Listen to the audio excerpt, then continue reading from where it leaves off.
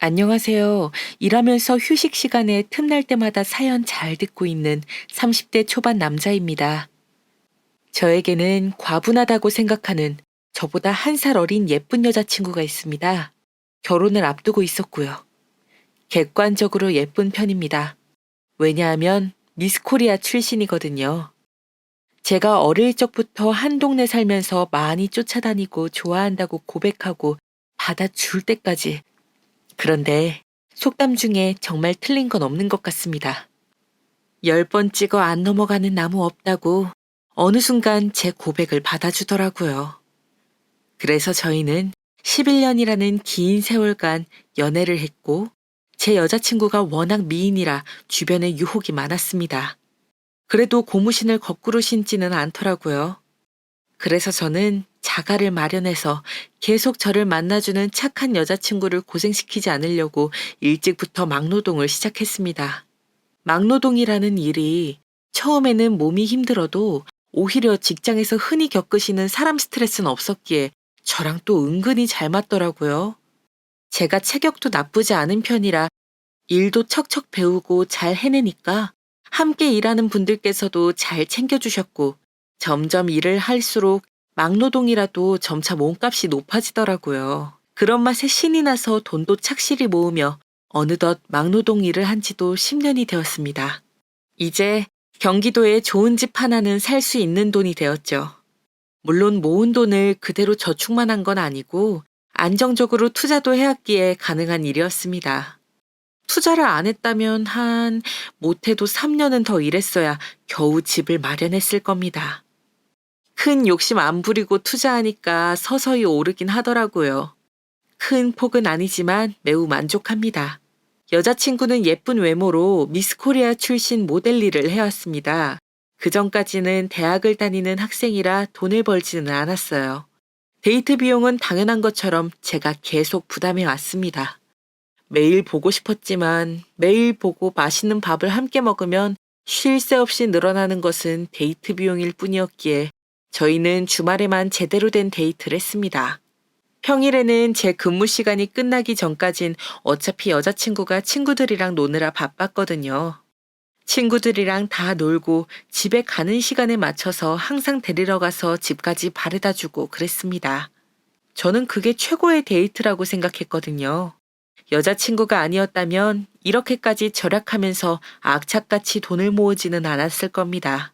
근무 시간이 끝나고 여자친구를 데리러 가기 전 비는 시간이 생기면 저는 쉬지 않고 열심히 투자 공부에 전념을 했습니다. 오빠는 일하고 나서 투자 공부까지 너무 힘들지 않아? 아니, 오히려 재밌어. 내 돈이 그냥 가만히 있으면 물가 오르는 거에 비해서 오르지도 않고 오히려 가치가 낮아질 거야. 그리고 얼른 우리 예쁜이랑 결혼하려면 얼른 신혼집 구할 만큼은 벌어야지. 나는 그런 생각 때문에 공부하는 거라 하나도 힘들지 않아. 하여간 오빠도 참 특이해. 대학은 내가 아니라 오빠가 갔어야 하는데 공부하는 거 보면 오빠는 진짜 대학 안 간 게 아까울 정도니까. 그렇게 말해줘서 고마워. 그렇지만 내 꿈은 우리 민지랑 결혼하는 건데 뭐. 내가 신혼집만 구하게 되면 나 꿈 이루어지는 거 아니야? 누가 그렇게 쉽게 결혼해 준대? 나 좋다고 하는 남자들 널렸다 뭐. 오빠가 좋은 신혼집 얻어오면 그때 생각해 볼게. 네, 알겠습니다요. 우리 민지랑 결혼하려면 더 열심히 공부하고 더 열심히 일해서 돈 많이 모아야겠다. 사랑해. 여자친구는 제가 군대 갔을 때 고무신을 거꾸로 신진 않았지만 제가 커플 반지로 사준 반지를 안 끼고 다니는 일이 많았습니다. 제가 다른 남자들이 사주는 밥, 커피 먹지 말라고 해도 소용이 없었죠. 그리고 제가 일일이 쫓아다니면서 제 돈으로 밥, 커피를 사줄 수는 없었으니까요. 그리고 모델 일을 시작하자 더 많은 남자들이 여자친구에게 다가왔고 저는 불안했지만 여자친구를 믿고 열심히 일하는 수밖에 없었습니다. 저는 어떻게 보면 이런 점들은 미스 코리아 출신의 예쁜 여자친구를 만나는 저같이 평범한 남자들이 겪을 수밖에 없는 지극히 당연한 일이라고 생각해 왔으니까요. 야, 희태야. 너 근데 이렇게 열심히 일하는 게 너 여자친구랑 빚 없이 시작하고 싶은 건 알겠는데 여자친구한테 신경 좀 써야 되지 않겠어? 너 여자친구 다른 남자들이랑 밥 먹고 카페 가고 노래방까지 가던데.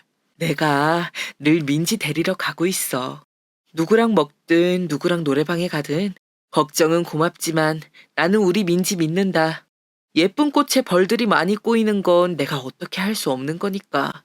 의심하고 화내봤자 민지가 오히려 나를 질려하기만 할 것 같고 남자 모델들이 직장 동료인 셈인데 동료들이랑 한잔 할 수도 있지 뭐. 나도 끝나고 아저씨들이 한잔 하자고 하면 한잔 하기도 하는걸. 아, 너는 진짜 네가 무슨 부처고 보살이냐, 희태야. 너 여자친구 예쁘지? 예쁜 건 알겠는데 그래도 남녀 사이에 지켜야 될 선은 있는 거잖냐? 그런데 솔직히 민지는 선을 넘어서 행동하는 것 같으니까 그러는 거야. 내가 진짜 너 걱정돼서 그런다, 야. 바람이라도 피는 거면 그땐 어쩔 건데. 우리 민지는 나 놔두고 절대 그럴 사람이 아니야. 네가 생각하는 것처럼 민지가 그 남자들에게 여지 주는 것도 아니고. 민지가 나 계속 한 8번인가 9번 찾나? 그러고 겨우 받아줬던 거 알지? 우리 민지 그렇게 마음 쉽게 열리고 그런 사람 아니야. 난 민지를 믿어. 이렇게 제 친한 친구들은 여자친구에 대해 너무 자유롭게 풀어주는 것 아니냐며 다른 남자들이랑 붙어 다니는 것 좀 그렇지 않냐고 종종 말하곤 합니다. 하지만 저는 여자친구를 굳게 믿고 있었고 굳이 의심하면서 실망감을 안겨주고 싶지는 않았습니다. 저는 어차피 결혼은 제 여자친구랑 할 것이라는 것만 생각하며 더욱더 일에 매진하고 투자 공부에 매진해 왔거든요. 그렇게 10년이 지나 드디어 만난 지 11년이 되는 해에 저는 정식으로 여자친구에게 프로포즈를 했습니다. 드디어 우리 민지에게 프로포즈를 하는 날이 오네. 그동안 나처럼 평범한 사람 11년 동안 좋아해주고 만나주고 행복을 주어서 너무 고마워. 그래서 우리 민지 이제 고생 안 시키려고 경기도에 좋은 집을 구했어. 우리 신혼집이야. 앞으로 행복하게 나랑 계속 함께 할 거지? 나랑 결혼해줘, 민지야. 아, 나 너무 좋아, 오빠. 나 눈물 나. 드디어 오빠가 나한테 프로포즈 하는 날이 오네. 아, 이렇게 막상 프로포즈를 받으니까 얼떨떨하다. 오빠, 그동안 너무 고생했어. 우리 내일 집 보러 가자. 민지야, 프로포즈 받아줘서 고마워. 당연하지. 경기도 부천에 6억짜리 아파트야. 우리 신혼집 많이 궁금했지? 민지가 좋아할 만한 위치에 신축이고 보면 분명히 마음에 들어 할 거야. 우리 민지한테 깜짝 서프라이즈로 놀래켜주려고 그동안 집 알아보는데 얘기도 안 하고 있었는데. 그럼 당연하지. 우리가 11년을 만났는데. 오빠, 내 스타일 너무 잘할 거라는 건 알고 있지. 아, 나 너무 기대돼. 얼른 내일이 오면 좋겠다. 반지도 너무 마음에 쏙 들어. 고마워, 오빠. 사랑해. 민지 덕분에 내가 너무 행복하다. 이렇게 행복해도 되는 걸까 싶어. 정말 고마워, 민지야. 오늘은 일찍 들어가서 자고 내일 보자. 내일은 일 안 한다고 해놓을게. 응, 나도 내일 다행히 촬영이 없어서 갈 수 있을 것 같아. 오빠, 그런데 혹시 내일 엄마도 같이 가서 집 구경 같이 해도 될까? 어? 당연하지. 장모님께서도 같이 봐주시면 좋겠다. 아, 왜 그 생각을 못했지? 아, 역시 우리 민지가 똑똑하다니까. 장모님도 모시고 가자. 응, 고마워, 오빠. 저의 예상대로 정말 수월하게 여자친구가 저의 오랜 기간 준비해온 프로포즈를 받아주었습니다. 너무 감동적인 순간이라 눈물이 왈칵 쏟아질 것 같았는데 좋은 날 괜히 눈물바다 만들고 싶지 않아서 꾹 참았습니다. 신혼집은 서울에서 촬영이 많은 여자친구를 최대한 배려해주고 싶어서 일부러 서울과 가장 가까운 경기도 부천으로 결정했습니다. 제가 일하는 곳은 주로 인천 근처였지만 여자친구가 살기 좋은 곳에 신혼집을 마련하고 싶었습니다. 그리고 무엇보다도 장모님께서 현재 사시는 곳이 부천이기 때문에 가까울수록 좋겠다는 생각을 했죠. 여자친구는 아직 장모님과 같이 살고 있었고 저야 뭐 일찍 독립해서 인천에서 자취를 하고 있었으니까요. 저희 부모님이야 제가 부천에 신혼집을 구한다는 거에 대해서 제가 하고 싶은 대로 하라고 말씀해 주시는 자유로운 분들이셔서 큰 문제가 되지 않았거든요. 다만 제가 구한 신혼집을 여자친구에게만 먼저 보여줘야겠다고 생각했었는데 장모님과 같이 볼 생각을 못했던 게 조금 부끄러워지더라고요. 그래서 흔쾌히 장모님과 함께 구경 가자고 했고 다음날 저와 여자친구, 장모님 이렇게 셋이 함께 신혼집을 구경하게 되었습니다. 아니, 이렇게 넓고 좋을 수가. 여기랑도 가까워서 서울 가기도 좋고 인천 가기도 좋겠구나. 이렇게 좋은 집을 비쌀 텐데 어떻게 척척 얻었다니. 정말 희태가 고생 많이 했겠구나. 마음에 드신다니 너무 다행입니다, 장모님. 민지도 마음에 들어? 당연하지. 나 촬영 가기도 좋고 엄마네 집 살 때보다 여기랑 더 가까워서 완전 좋아. 어쩌면 이런 기특한 생각을 다 했대. 오빠 정말 짱이야. 최고야, 최고. 우리 민지 마음에 든다니 너무 좋다. 이 집으로 계약할게. 엄마는 눈물이 나려고 한다. 이렇게 좋은 집에서 살 수 있다니. 엄마도 참 이렇게 눈물이 많으셔. 오빠, 나 오늘은 엄마랑 같이 시간 보내고 싶어. 앞으로 우리 결혼하면 엄마랑 떨어져 지낼 텐데. 어? 그럼 당연하지. 난 괜찮으니까 장모님과 좋은 시간 보내고 와. 저는 이제 곧 장모님과 떨어져 살아야 할 생각에 여자친구가 조금 평소보다 더 장모님을 챙기는 것으로만 생각하고 오랜만에 이 집에 일찍 들어와서 푹 쉬기로 했습니다. 그동안 이날만을 기다리면서 앞만 보고 달려왔던 것이 주마등처럼 스쳐 지나가더라고요. 생각해보니 이렇게 평일 오후 낮 시간에 작업복이 아닌 평상복을 입고 돌아다닌 게 얼마만인지 그동안 참 열심히 살아왔다는 게 지금에야 비로소 느껴지더라고요. 피로가 쌓여있던 것이 이제야 밀려오는 것인지 그만 깜빡 잠이 들었습니다. 깨어보니까 벌써 저녁 먹을 시간이더라고요. 그래서 저도 오랜만에 부모님께 연락드리고 같이 저녁 식사를 했습니다. 웬일로 네가 다 보자고 했냐? 맨날 여자친구 쫓아다니느라 바쁜 녀석이. 일은 요즘 어떻고?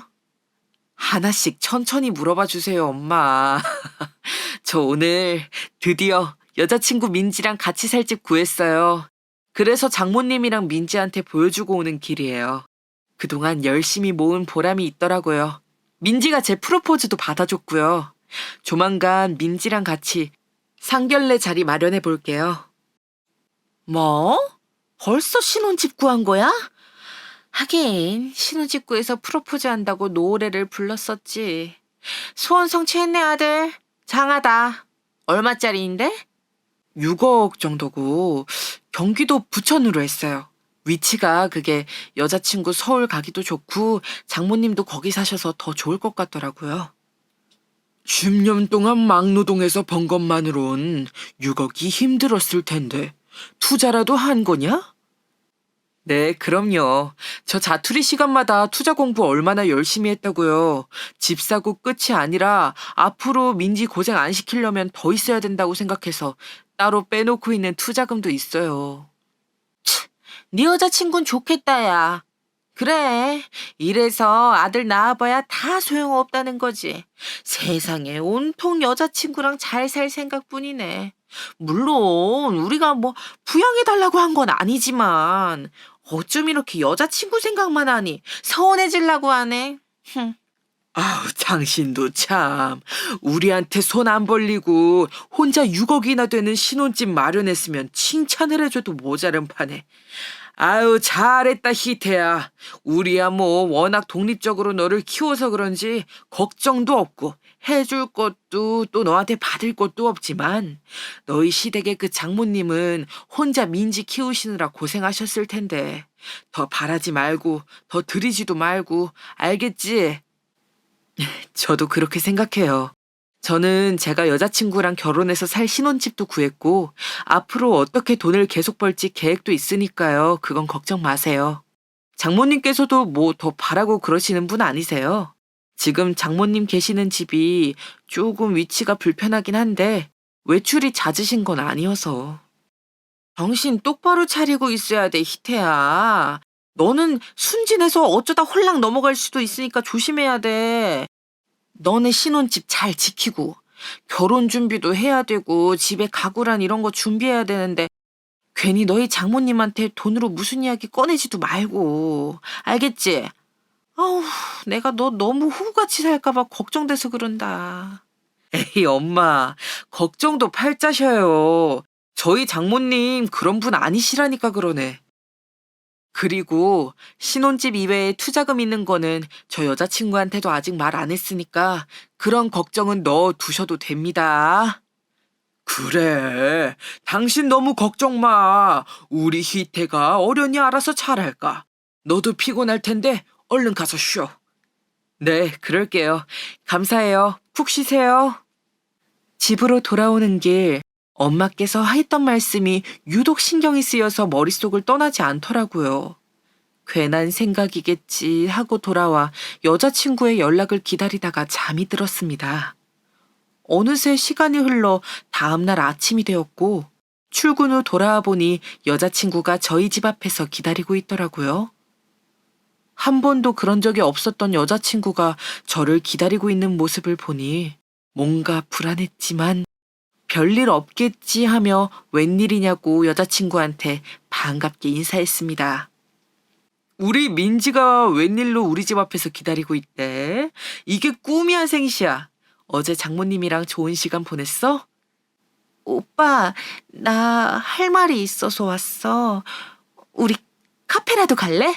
오빠네 집 좁아서 들어가 있기 불편하잖아. 그러자. 무슨 할 말이 있어서 이렇게 나 끝나는 시간에 맞춰서 찾아온 걸까? 어, 궁금하네.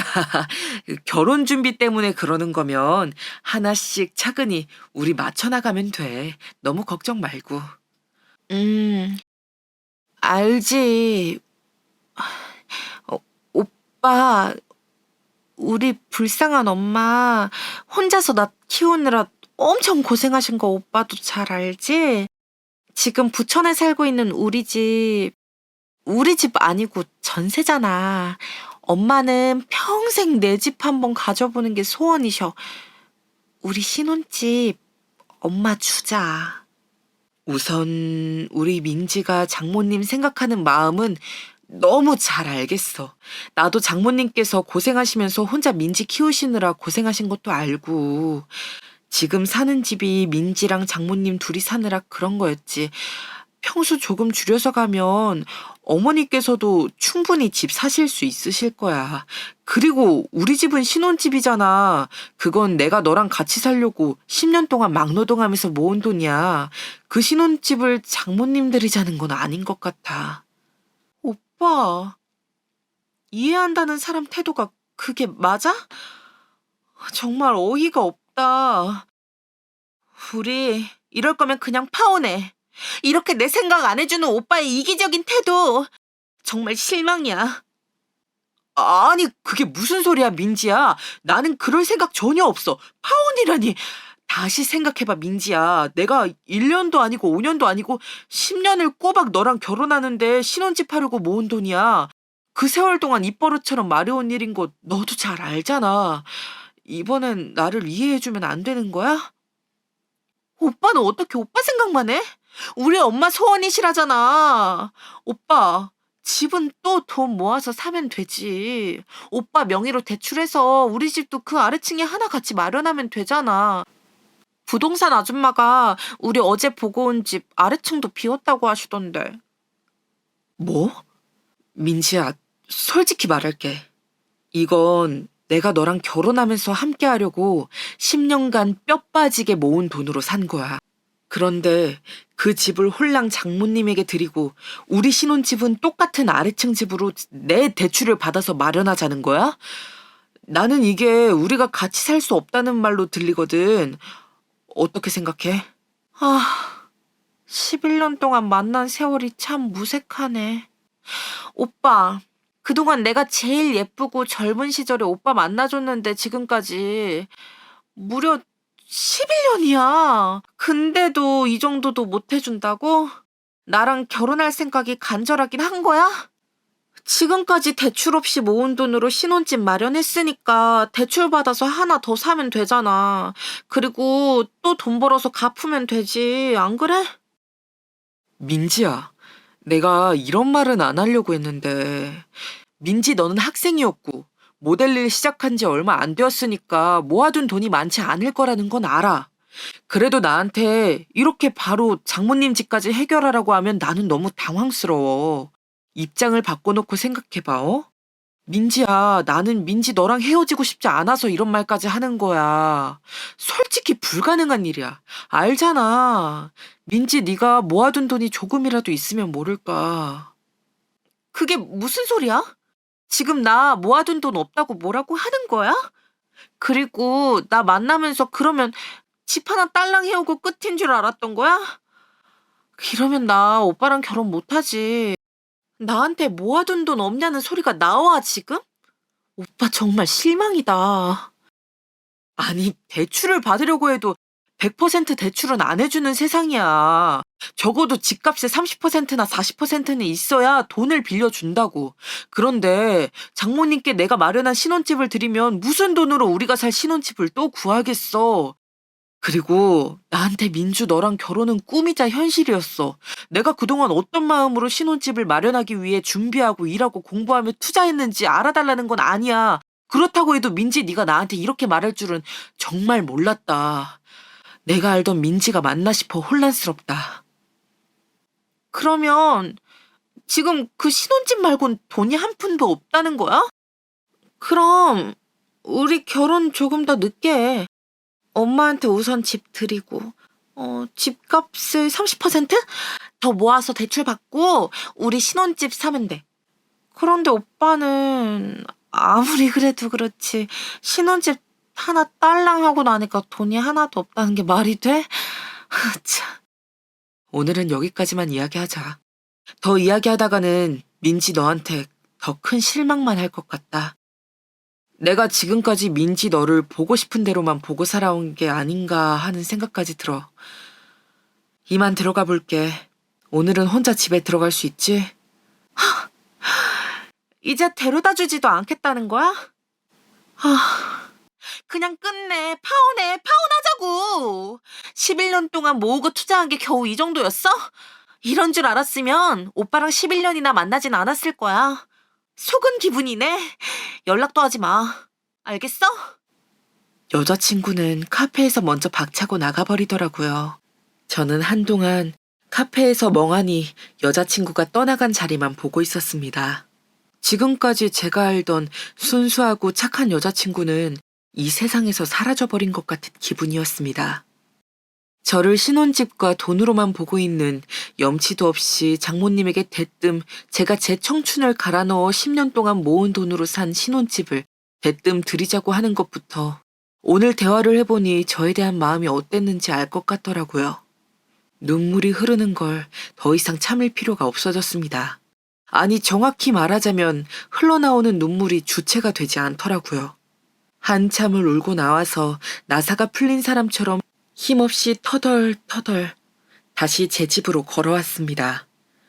그동안 여자친구가 저를 돈으로만 봐왔다는 사실에 적지 않은 충격이었죠. 세상을 잃은 느낌이었습니다. 저는 한순간에 꿈과 희망을 모두 잃어버렸으니까요. 여자친구와 결혼하겠다는 꿈, 그리고 신혼집에서 행복하게 살겠다는 희망, 모두 부서져 버렸죠. 그렇게 방 안에 틀어박혀 다시 하염없이 울고 있는데 친구에게 연락이 왔습니다. 자초지종을 말했더니 친구가 보자고 하더군요. 휘태야, 좀 괜찮냐? 지금이라도 알아서 다행이지. 너 그대로 결혼했으면 어쩔 뻔했냐. 걸어다니는 ATM 기계 되는 거야. 돈 달라고 하면 돈 줘야 하는. 너 그렇게 호구처럼 살고 싶은 거 아니잖아. 조상신이 도운 거라고 생각하자. 네가 그렇게 얼굴을 죽상하라고 앉아있으니까 힘내라는 말도 못하겠다, 야. 나 민지 하나만 보고 여기까지 달려왔어. 그런데 민지가 그런 민지가 나한테 원했던 건 겨우 돈과 신혼집이었다니. 날 한 번이라도 제대로 남자친구라고 생각한 적은 있었을까? 결혼을 약속했던 사이가 많다면 어떻게 나한테 이럴 수 있을까? 난 아직도 이 상황이 믿기지가 않아. 민지가 나한테 그렇게 했다는 게. 희태, 너는 그래서 내가 민지 너무 풀어주는 거 아니냐고 했었지 않냐? 아이고, 진짜.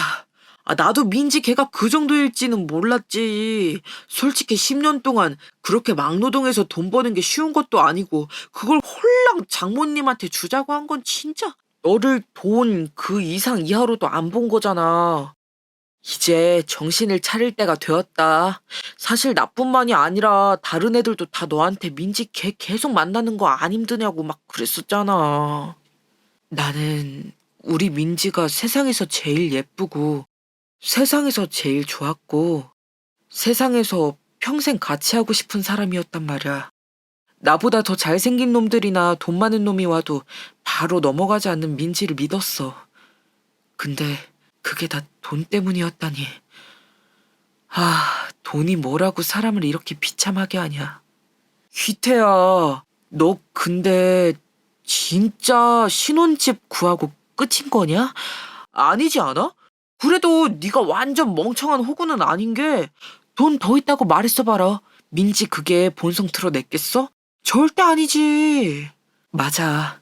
나도 그렇게 나오는 민지 앞에서 나한테 돈이 더 있다는 말을 하는 게 결코 도움이 안 된다는 생각을 했어. 민지가 먼저 파혼하자고 했는데 나야 오히려 고마운 일이라는 걸 이제는 좀 알았거든. 친구와 같이 이야기하고 있는데 갑자기 다른 친구에게서 전화가 오더군요. 제가 아직 여자친구와 파혼하기로 한 걸 모르는 친구가 전화로 말해준 내용에 저는 그만 실성을 하고 말았습니다. 그게 사람으로서 어떻게 그럴 수 있는지. 제가 사귀어왔던 여자친구가 정말 이 정도밖에 안 되는 사람인지 믿고 싶지가 않아지더라고요. 차라리 제 친구가 잘못 본 거였으면 좋겠다는 생각이 들 정도였습니다. 전화로 연락한 친구가 말해준 내용은 바로 민지가 다른 남자와 팔짱을 끼고 비싼 레스토랑에 들어와서 밥을 먹고 있다는 내용이었습니다. 심지어 그 남자는 민지 허리에 손을 얹고 있었다고 하더라고요. 이렇게 바로 다른 사람을 만나는 게 가능한 건가요? 여러분이 저라면 어떤 감정일지 상상해 보세요. 피가 거꾸로 쏟고 딱 미칠 것 같은 느낌이더라고요. 저는 당장 그 레스토랑으로 향했습니다. 이제는 눈물도 나지 않더라고요. 당장 달려가서 네가 사람이냐며 외치고 싶었습니다. 저에 대한 최소한의 예의도 없는 거냐며 말이죠. 가서 눈앞의 광경을 보니 오늘 처음 본 사이가 아닌 겁니다. 가까이 다가가서 앞에 상대에게 양해를 구하고 여자친구를 끌고 나왔습니다. 아직 끝난 사이 아니라고 잠시 이야기하고 오겠다고 말이죠. 앞에 남자분은 저와의 상황을 모를 수도 있으니까요. 그러자 여자친구는 누나를 부랴리면서 저에게 쏘아붙이더라고요. 우리 방금 끝내기로 한 거 아니었나? 내가 누굴 만나든 오빠가 무슨 상관이야. 이제 우린 남이니까 그만 가줄래? 우리 네 말대로 오늘 파혼 이야기 처음 꺼낸 거야. 어제까지만 해도 우리 결혼하기로 한 사이였다고. 그동안 내가 아무 말 안 하고 널 믿은 결과가 고작 이거인 거니? 평소에 나 몰래 그냥 밥만 먹은 게 아니라 다른 남자들이랑 데이트를 하고 있었어? 어떻게 네가 나한테 그럴 수가 있어? 친구들이 다 네가 다른 남자들이랑 밥 먹고 커피 마시고 같이 다녀도 괜찮냐고 물을 때마다 나는 너 믿으니까 괜찮다고 말해왔어. 그런 내가 너무 바보 같고 한심스럽다. 그러면 이게 내 잘못이라는 거야? 이미 어찌되었든 오빠 마음이 어떻든 나랑은 이제 상관없는 일이잖아, 안 그래? 우린 끝난 사이야. 오빠, 뭘 이렇게 찾아와서 구질구질하게 그래. 저 사람은 잘생기기라도 했지. 오빠는 돈도 없고 신혼집 겨우 하나 구해와 놓고 우리 엄마한테 주는 게 그렇게 억울하니? 여자친구의 반응을 보니 마지막 가지고 있었던 여자친구에 대한 인간에마저 사라질 지경이더라고요. 그래서 굳이 이야기하지 않으려고 했던 제 남은 투자금에 대한 이야기도 꺼내게 되었습니다. 본인의 선택에 대한 기회비용은 정확히 알아야 앞으로 살아갈 인생에 조금이라도 도움이 될 테니까요. 아마 본인이 놓친, 본인이 절대 벌 수 없는 그 5억이라는 숫자를 듣고 난다면 아마 땅을 치고 후회하지 않을까요? 제 마음은 이미 얼음처럼 차가워져서 더 이상 여자친구가 무슨 말을 하든 넘어가지 않을 자신이 있었기에 망설임 없이 입을 열었습니다. 그래, 이제 네 마음 완전히 다 알았어. 오히려 민지 네가 먼저 끝내줘서 이제 고마울 정도야. 내가 한 투자 공부 꽤 성공적이었거든. 절대 한 번에 몰아치지 않고 더 큰 수를 봐야지 손실을 줄일 수 있다는 투자 전략이 너와 나 사이에서도 적용될 거라곤. 씁쓸하긴 하지만 사실이니까 말해줘야겠네. 신혼집 한 채를 제외하고도 나한테 5억이 더 투자금으로 남아있어. 그건 민지 너와 결혼하면서 돈 걱정 안 하게 해주기 위한 투자금으로 계속 불려서 우리의 자산이 되게 하려고 했지. 그래서 먼저 이야기 안 했던 거야. 하지만 네가 본 모습을 드러내준 덕분에 이렇게 바로 알게 됐네. 뭐? 그게 정말이야? 거짓말이지? 말도 안 돼. 그러면 왜 이제야 말해준 건데? 투자를 그렇게나 잘해왔단 말이야? 그래. 그런데 이제는 너와는 전혀 상관없는 일이 되어버렸네. 가던 길 마저 갈게. 너도 잘 살아라. 이대로 가면 어떻게 하자는 건데? 나한테 왜 이래 정말? 오빠, 잠시만 그거 사실이면 우리 다시 이야기해야지. 어디 가는 건데? 가지 마. 멈추라고. 여자친구는 개거품을 물며 쫓아왔지만 저는 바로 택시를 타고 저희 집으로 돌아왔습니다. 예상은 했지만 정말 예상대로 여자친구에게 숨겨둔 자산에 대해 이야기하자마자 태도가 돌변하는 모습을 보니 정말 씁쓸하더라고요. 저는 그동안 무엇을 위해 지금까지 쉬지 않고 달려왔던 걸까요? 목표를 한순간에 잃어버리고 나니 저는 갈 길을 잃고 정처 없이 떠도는 드넓은 태평양 위 떠있는 돛담배와 같았습니다. 여자친구에게 계속 연락이 왔지만 차단을 했고 급기야 집에까지 찾아오더라고요. 저는 문을 열어주지 않았고 시끄럽게 문을 두드리며 아악 소리를 내는 여자친구를 더 이상 놔둘 수가 없어서 경찰에 신고까지 했습니다. 경찰입니다. 소음 신고가 들어와서요. 남의 집 앞에서 뭐 하시는 겁니까? 같이 서로 좀 가주시죠. 뭐라는 거야? 오빠, 나와. 나 민지야. 내가 문 앞에 와 있는데 끝까지 안 여는 거야? 우리 다시 시작하자. 오빠, 나 없으면 안 되는 사람이잖아. 그건 누구보다 내가 더 잘 알아. 오빠, 자꾸 이렇게 소음 일으키시니까 신고가 들어오죠. 자, 가시죠. 안 따르시면 공무집행방해죄 추가입니다. 지금 그게 중요한 게 아니라고요. 오빠, 나와봐. 오빠, 제발. 내가 잘못했다니까. 오빠. 여자친구는 절규하듯 쏟아내다 결국 경찰에게 붙잡혀 나가더라고요. 지금 마주해봤자 서로 좋을 것도 없고 제가 가진 패를 모두 까버린 이 상황에서 여자친구의 파렴치한 속내를 알고도 여자친구와 함께한다면 정말 제가 걸어다니는 ATM이 되는 거겠죠? 평생 ATM으로 살면 제 인생이 너무 불쌍하잖아요. 여러분이 저라면 어떻게 하셨을 것 같으신가요? 경찰은 조금 심했나요? 나가서 달래주는 것도 한계가 있다고 생각했는데 또 사실 막상 얼굴을 보고 나면 괜히 마음이 약해질 수도 있을 것 같고 그래서 그렇게 했던 건데 여자친구는 정말 끈질기게 쫓아와서 저를 괴롭히더라고요. 그래서 저는 부모님 사는 곳과 가까운 곳에 새 집을 구했습니다. 나중에 좋은 사람을 만나면 함께 살아도 될 것 같은 그런 집을 구했습니다. 여자친구와 결혼하기 위해 돈을 빨리 모으려고 살고 있었던 지금 고시원은 정리하고 말이죠. 생각보다 빨리 저는 이사를 할 수 있었고 여자친구가 저의 이사한 곳을 절대 알 수 없도록 동네 사람들에게도 신신당부를 했습니다. 절대 알려주지 말라는 말과 여자친구와 파혼했고 차단했다는 이야기도 했습니다. 동네 사람들은 오히려 저에게 너무 잘했다며 이제야 정신 차렸냐고 하더군요. 그동안 남들 다 아는 걸 정작 저만 몰랐나 봅니다. 하지만 이제라도 알아서 참 다행인 거겠죠? 들리는 소문에 의하면 여자친구는 저를 계속 찾아다니다가 문전박대 당하고 계속 그 예쁜 얼굴을 꾸미지도 않고 페인처럼 하고 다닌다고 하더군요. 저를 찾는데 혈안이 되어서 왜 안 가르쳐 주냐고 호통치다가 쫓겨나고 쫓겨나길 반복했답니다. 빨리 이사를 해서 다행이죠. 안 그랬으면 그 꼴을 보고 올 뻔했습니다. 당연히 아쉽고 안타깝겠죠. 사람 마음이라는 게 내 것이었다가 빼앗겼다고 생각하는 걸까요? 제가 뼈 빠지게 모아온 돈으로 산 신혼집을 그냥 공짜로 본인 어머니에게 줄 생각을 하고 또 그게 끝이 아니라 제가 더 돈이 있었다는 걸 알고 나니 얼마나 배가 아팠을까요? 사람이 폐인이 되는 건 정말 한순간인 것 같습니다. 저는 이 일을 겪으면서 여자의 외모보다는 마음씨, 그 사람의 됨됨이가 훨씬 중요하다는 것을 뼈저리게 깨닫게 되었습니다. 그리고 한동안은 여자 보기를 돌같이 했죠. 그 상처와 트라우마가 생각보다 깊어서인지 한동안 여자분들에게 눈길조차 가지 않았습니다. 상처받는 건 언제나 힘이 드는 일 같습니다. 아물 때까지 시간이 걸리죠.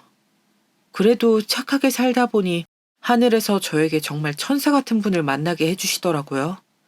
여자친구랑 데이트하느라 주말 동안 투자 공부할 시간이 없었는데 혼자가 되고 나니 시간이 더 많아졌더라고요. 그래서 본격적으로 공부를 하고 싶어서 투자 스터디 모임에 가입하게 되었습니다. 그 투자 모임에서 저처럼 20대 초반부터 직장에서 일하며 돈을 모아 투자를 계속 해내고 계신 분이 있더라고요. 그분은 모은 돈으로 계속 재투자를 하는데 관심이 있었고 혼자서 투자 공부를 하면서 계속 실행해 오다가 이번에 저처럼 투자를 더 전문적으로 하고 싶어서 뜻이 맞는 사람들끼리 모여서 공부할 수 있는 투자 모임에 참여하게 된 것이었습니다. 안녕하세요, 희태 씨. 또 우연히 만났네요. 스터디에서 보고 벌써 동네에서 마주친 게 3번째인가요? 네, 나이 씨 반가워요. 다른 분들은 같은 동네여도 마주친 적이 없는데 신기하네요. 저랑 동선이 많이 겹치다니. 카페 가는 길이신 건가요? 네, 맞아요. 만난 김에 같이 커피 한잔 할래요? 집에서 투자 공부 혼자 하려다가 조금 무료한 것 같아서 산책도 하고 바람도 쐴 겸 카페 가서 하려고 그랬거든요. 희태 씨랑 저랑 비슷한 점이 많아서 이야기하다 보면 서로 정보 공유도 잘 되고 무엇보다도 공감이 돼서 좋더라고요. 그렇게 말씀해 주시니 감사하네요. 저도 그렇다고 생각했거든요. 이렇게 우연히 만난 건 또 분명 다른 뜻이 있겠죠? 커피 같이 마셔요. 제가 사드릴게요. 네, 좋아요. 저야 영광이죠.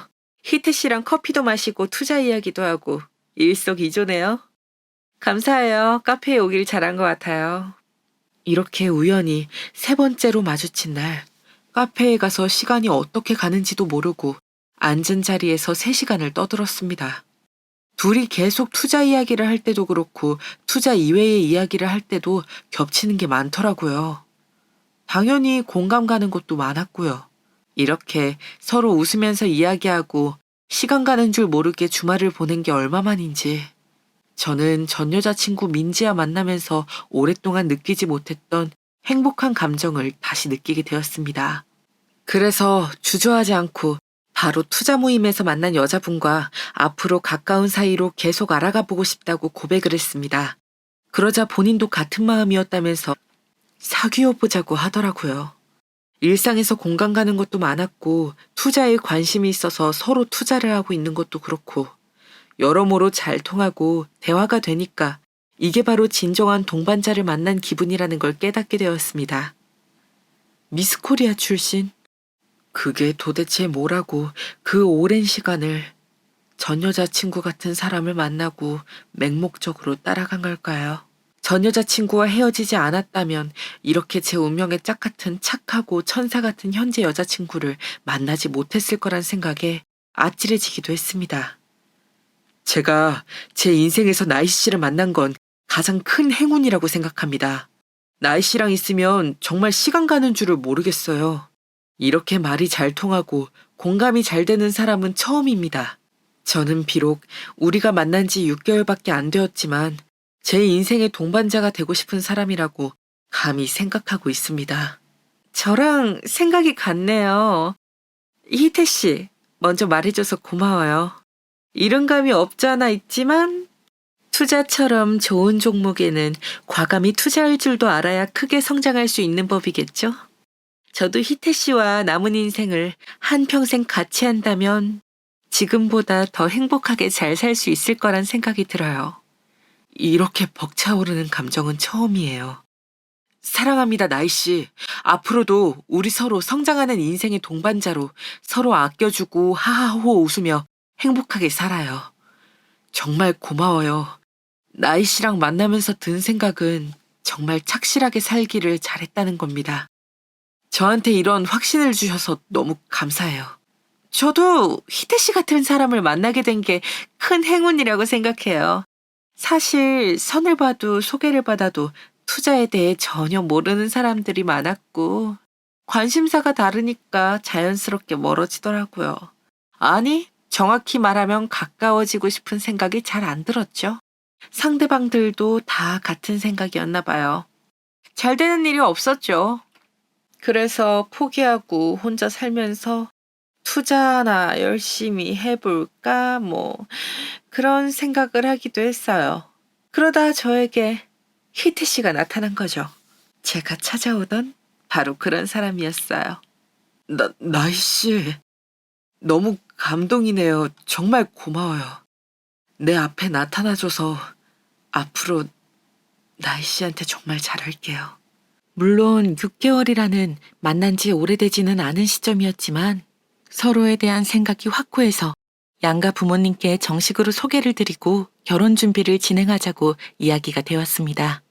친구들에게도 소개해주고 싶은 사람이 있다고 하면서 자초지종을 설명하니 너무나 축하해주면서 진작 이런 사람을 만났어야 한다고 축하해주더라고요. 소식을 들어보니 아직도 전 여자친구는 폐인처럼 살고 있다고 하네요. 예전에 그 예쁜 얼굴 다 없어졌다고. 사람은 가꾸기 나름이고 또 됨됨이가 똑바로 되지 않은 사람은 언젠가 못되게 마음먹은 만큼 얼굴이 망가지기도 하나 봅니다. 인성이 곧 인품이고 그게 얼굴에 드러나서 나이가 들수록 얼굴은 타고난 게 아니라 자기가 살아온 발자취라는 말이 있다고 하잖아요. 저는 이 말을 전 여자친구가 앞으로 살아가면서 증명하는 사람이 되지 않을까 추측해봅니다. 희태야, 네 전 여자친구 진짜 페인 됐더라. 몰라보겠어. 지금 만나는 친구는 그 투자 모임? 스터디에서 만났다고 했지? 진짜 너무 잘 됐다. 내 친구지만 너는 진짜 아까웠어. 그대로 결혼까지 꼴이 나면 되겠네. 아직도? 페인처럼 다닌다고? 많이 힘든가 보네. 하긴 눈앞에 있던 고기를 못 먹어도 사람들이 얼마나 성질이 나는데 그 큰 돈을 잃어버렸다고 생각하니 헤어나오기 힘든 거겠지. 내가 슬픈 건 나와 헤어졌다는 사실 때문이 아니라 그저 돈 때문에 그렇게 페인으로 있다는 거야. 에이, 그런 애는 더 이상 신경 쓰지 마. 희태 네 정신건강에 해롭다 야. 그저 인성이 바닥인 게 이제야 드러나는 거지. 서서히 추락하는 게 아니라 확 폭삭 늙은 것 같더라. 보기 짠할 정도야. 근데 이제 너는 행복길만 걸어야 되니까 이런 얘기도 그만 전할게. 그게 좋지 않겠냐? 결혼 준비하기에도 바쁠 텐데. 맞아. 내 마음은 나희 씨를 만나고부터 모두 깨끗하게 정리되었어. 그 전에야 힘들었지. 시간이 가고 나희 씨를 만날 만큼 나를 비워내고 나니까 내가 좋아하는 것에 다시 집중하니까 자연스럽게 길이 열리더라. 나 정말 이제는 나희 씨에게 집중하고 싶어. 나를 악몽의 구렁텅이에서 꺼내준 천사같이 고마운 사람이니까. 이제야 정신 차렸네. 이제 잘 살 일만 남았다 야. 그래, 잘 생각했어. 전 여자친구 때문에 힘들었던 시간들 지금 다 보상받는 것 같더라고요. 전 여자친구처럼 다른 남자들을 무분별하게 만나고 다니면서 저를 불안하게 하지도 않고 저처럼 아니, 저보다 더 투자에 진심인 사람이라서 너무 좋습니다. 제가 배울 점이 많은 사람이라는 점이 특히 제 여자친구를 존경하게 합니다. 그동안 열심히 산 것이 헛것은 아니었다는 생각이 들더라고요. 이런 여자친구를 만나려고 제가 그동안 그런 시련을 겪었던 것이 아닐까요? 참, 한 치 앞도 모르는 게 바로 인생인가 봅니다. 여러분께서는 저처럼 이렇게 전 여자친구와 너무나 다른 여자친구를 만나서 인생이 피거나 눈이 확 달라진 경험을 해보신 적이 있으신가요? 댓글로 남겨주시면 정말 공감이 많이 될 것 같아요. 저 말고 다른 분들의 경험담도 꼭 들어보고 싶네요. 끝으로 저처럼 이렇게 긴 세월을 만나고 전 여자친구와 헤어져서 힘든 시간을 보내고 계신 분들께 저의 사연이 조금이라도 응원이 되길 바라면서 사연 내용을 마치려고 합니다. 헤어진 것에 대해 깊은 안타까움을 느끼고 있는 분들의 마음을 정말 10분 이해합니다. 헤어지는 것은 어떤 이유에서든 아픈 일입니다. 그리고 그 아픔은 혼자서 견딜 수 없을 만큼 깊고 상처받는 것이죠. 고통스러운 과정입니다. 하지만 저처럼 이런 아픔을 통해 성장하고 더 성장한 멋진 사람을 만나서 진정한 행복을 위한 새로운 시작을 할 수 있다는 것을 알아주세요. 특히 헤어진 관계 속에서는 많은 감정과 기대가 깨져버립니다. 그렇기 때문에 혼란스럽고 슬픈 기분을 느낄 수밖에 없을 겁니다. 저도 너무 힘들었습니다. 오죽하면 트라우마로 인해 한동안은 여자분들을 쳐다보지도 않았을까요? 하지만 지나고 보니 이런 감정은 자연스러운 것이며 헤어진 상황에서 누구나 겪는 일이더라고요. 이 감정들을 거부하지 말고 슬픔이나 분노와 같은 감정을 받아들이는 것이 중요합니다. 그 감정들을 표현하고 해소하며 치유하는 과정을 거쳐야 하더라고요. 그리고 여기에서 멈추지 않고 헤어진 관계에 대해 반성하고 자신의 부족한 면을 돌아보는 것도 중요하다고 말씀드리고 싶습니다. 이를 통해 저처럼 자기 성장의 기회를 얻을 수 있습니다. 그리고 다음에는 더 나은 관계를 형성할 수 있도록 배울 수 있는 교훈을 얻을 수 있습니다.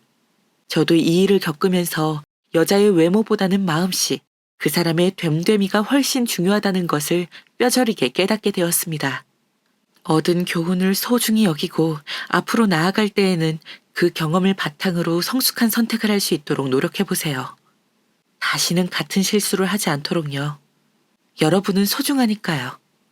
또한 헤어진 상황에서는 자신에 대한 자존감이 훼손될 수 있습니다. 저는 세상에서 제일 바보 같고 한심한 사람이 저라는 생각까지 하게 되었었으니까요. 하지만 여러분, 자신이 헤어진 이유가 모두 자신의 잘못이라고 생각하지 마세요. 헤어진 이유는 오직 한 가지가 아닌 여러 요인의 결과일 수 있습니다. 제가 맹목적으로 전 여자친구를 위해 시간을 보내고 일을 열심히 하고 돈을 모으고 자산을 만들 수 있었던 것은 어떻게 보면 또 고마운 일이기도 하니까요.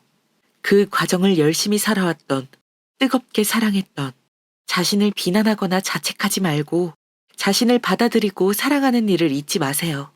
헤어진 것은 당신의 가치를 떨어뜨리는 것이 아니라 당신이 더 나은 사람으로 성장할 수 있는 기회입니다. 마지막으로 헤어진 상황에서는 시간이 치유의 역할을 해주는 것을 알았습니다. 아픔과 상처가 시간이 지나면서 점점 사라지긴 하더라고요. 조급해하지 마시고 스스로에게 충분한 시간을 주세요. 그리고 그 시간 동안에는 자신을 돌보며 힐링하는 데 집중하세요. 가족, 친구, 사랑하는 이들과 함께 시간을 보내고 자신에게 힘을 주는 활동을 찾아보세요. 저의 경우에는 좋아하는 투자 공부에 더 시간을 쏟았는데 그게 지금의 여자친구를 만나게 된 큰 기회가 되기도 했잖아요. 현재 헤어진 상황에서 깊은 아픔을 느끼고 계신 모든 분들께 저의 사연을 바치고 싶습니다. 지금 이 아픔은 여러분께서 성장하고 더 나은 사람이 되는데 도움을 줄 수 있는 경험이기도 합니다. 헤어진 상황에서는 자신을 돌보고 극복하고 새로운 시작을 할 수 있는 힘을 가지고 있습니다. 그 힘을 믿어주세요. 감사합니다. 안녕하세요. 저는 올해 34세 여성이에요. 저희 시어머니하고 시댁 사연을 어디 한번 이야기해보고 싶었는데 기회가 닿아서 이렇게 사연을 보내보네요. 저는 29에 결혼했어요. 원래 시골에서 서울로 상경해서 취직해 살고 있었는데 지인 소개로 남편을 만나게 되었죠. 나름대로 시골에 살 때는 똑똑하고 영리한 애라고 공부 너무 잘한다고 소문이 날 정도였거든요. 그래서 고등학교를 도시로 나와서 다녔고 그 덕분에 대학도 서울로 올 수 있었어요. 이모네에서 많이 신세를 졌었죠. 그런데 아시겠지만 어린 시절 공부를 잘한다고 해서 나중에도 돈을 잘 버는 건 아니잖아요. 그냥저냥 그럭저럭한 회사원으로 살게 되었죠. 그러다가 20 후반이 되어서 이제 결혼을 해야겠는데 마땅한 남자를 만나기가 참 쉽지 않더라고요. 그 나이대가 되니까 괜찮은 남자들은 이미 임자가 있고 아닌 사람들은 거의 쭉정이들만 남아 있었어요. 정신을 차리니까 제가 노처녀가 될 위기에 처해 있었던 거죠. 그러다가 지인이 저를 보고서 괜찮은 사람이 있다면서 남편을 소개해 주었고 그래서 남편하고 만난 지 반년 만에 결혼에 꼴이 나게 되었어요. 남편은 꽤 괜찮은 사람이었어요. 지인이 저하고 잘 맞을 것 같다며 소개해줬는데 지인 말대로 성격도 무척 잘 맞았고 서로 생활 수준이나 취미, 취향도 무척 잘 맞는 사이였죠. 만나고서 6개월 만에 결혼하는 게 너무 빠른 거 아니냐는 말도 있었는데요. 사실 어차피 결혼할 사람은 만나면 다 알게 되더라고요. 굳이 시간만 더 끄느니 차라리 그냥 결혼할 거 빨리 하고 마는 게 낫겠다 싶어서 속전속결 해버렸죠. 더 늦어져서 30 넘으면 괜히 노처녀라고 안 들어도 될 말 듣게 되고 그렇잖아요. 그래서 간단히 시댁하고 상견례 가지고서 별다르게 트러블 없이 결혼까지 확 진행이 되었어요. 저희 집은 시골에 있었지만 시댁은 서울 토박이었고요. 시아버지가 서울 출신이시고 결혼하시고 나서는 쭉 서울에서 떠나지 않고 사셨다고 하시더라고요. 시어머니는 저희 집이 좀 아래쪽에 시골이라고 하니까 처음에는 좀 뜨악한 표정이셨어요. 왜 서울에서 오래 산 분들 지방 아래쪽은 사람 못 살 곳처럼 생각하는 분들 좀 있잖아요. 저희 시어머니가 그런 편이셨죠.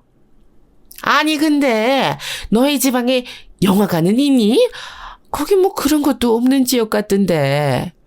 보통 지방에 대고 백화점 있냐 영화관 있냐 묻는 사람들 많은데 사실 지방광역시라고 하면 서울이나 인프라 별다를 것도 없거든요. 문제는 저희 집이 진짜 산골이라서 정말로 아무런 인프라가 없었다는 거였죠. 제가 그런 거 없는 지역이라고 그냥 소박하게 사는 시골 마을이라고 하니까 시어머니는 그럴 줄 알았다는 듯한 표정이었어요. 지방에 대한 편견을 한 번 더 강화한 것 같아서 속은 아렸지만 실제로 제 고향이 그런데 어쩌겠어요.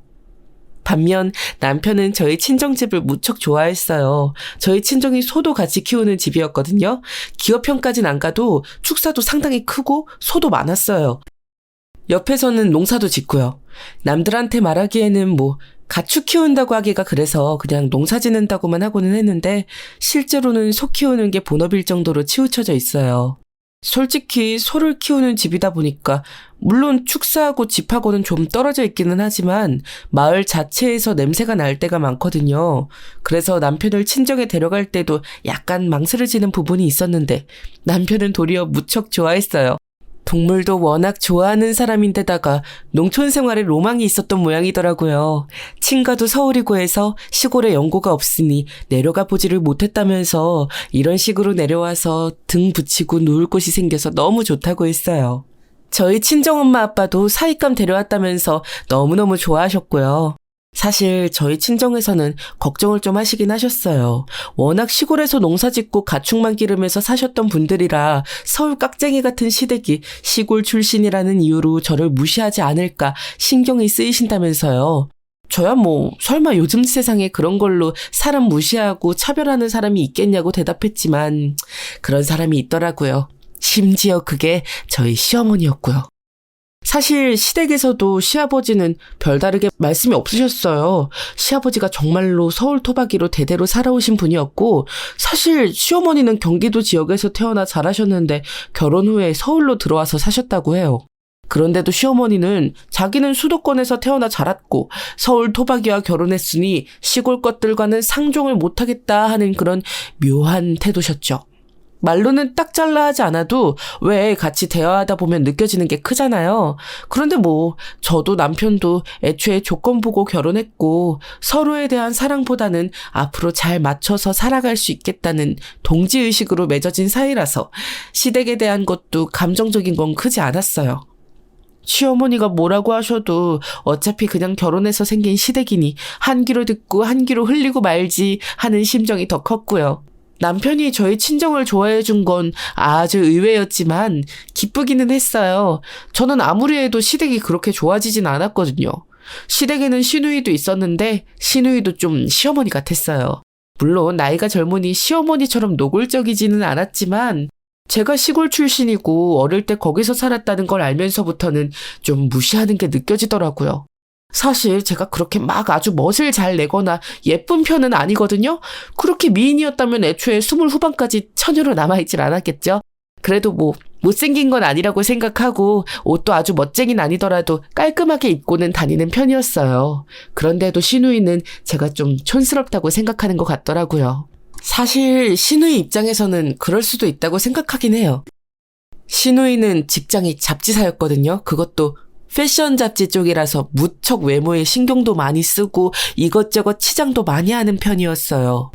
저는 완전히 반대로 제가 다니는 회사는 그냥 유통업 회사이고 저는 사무실에 앉아서 사무 처리만 하는 직원이라 뭐 차려입을 일이 없었어요. 회사 자체도 중소규모라서 그렇게 칼같이 예의 차리는 것도 아니었고요. 그래서 굳이 살을 빼려고도 안 해서 좀 통통한 편이라 아마 시누이 눈에는 제가 너무너무 촌스럽고 한심해 보였을지도 몰라요. 나이도 제가 시누이보다 2살 많을 뿐인데 거의 동년배인 여자가 퉁퉁해가지고 라인도 안 들어간 옷 펑퍼짐하게 입고 다니니까요. 그래도 제가 뭐 아주 추레한 건 아니었어요. 남편도 저를 처음 봤을 때 첫인상이 깔끔해서 좋았다고 할 정도로 말끔하게 하고는 다녔거든요. 남편도 사실 시댁 분위기하고는 완전히 반대인 사람이라서 제가 더 편하고 좋았을지 몰라요.